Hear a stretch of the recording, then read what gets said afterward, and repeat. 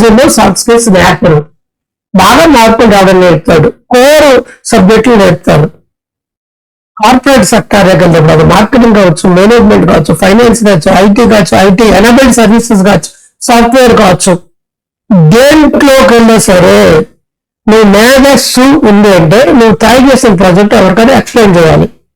నువ్వు గ్రూప్ లో ఉన్నప్పుడు ఆ గ్రూప్ వాళ్ళ యొక్క మాట్లాడుకున్నప్పుడు అందరూ కలిపి ఒక డెసిషన్ తీసుకోవాలి. నువ్వు ఇది చేయనప్పుడు అందరూ కలిపి బ్రెయిన్ స్టార్మింగ్ చేయగలగాలి. నువ్వు చెప్పింది ఎదురాళ్ళకి ఎక్స్ప్లెయిన్ చేస్తూ ప్రాజెక్ట్ ని ప్రజెంటేషన్ ఇవ్వగలగాలి. నీ బాస్ కావచ్చు, టీమ్ లీడర్ కావచ్చు, ప్రాజెక్ట్ మేనేజర్ కావచ్చు. వాళ్ళు ఏదైనా అబ్జెక్షన్ చేసినట్టు డిప్రెషన్ లో గడిపకుండా పొలైట్ గా ఎలా కమ్యూనికేట్ చేయాలో తెలియగలగాలి.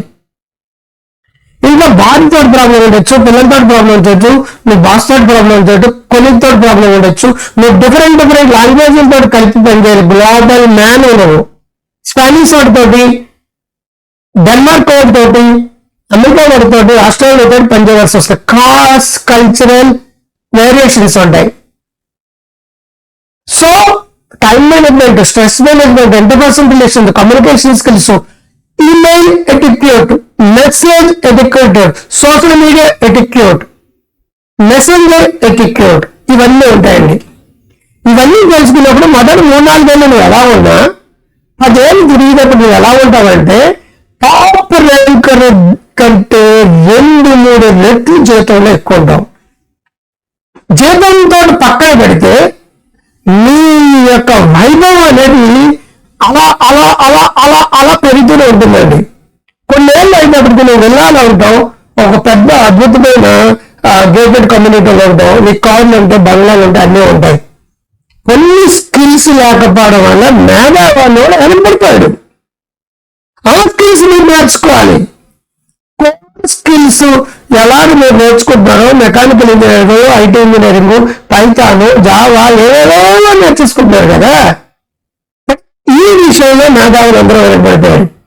నేను ఎంత పట్టుకుంటానో ఆ బతుకు ఇంతే అన్న కూర్చొని వాళ్ళందరూ అక్కడే ఉంటారు.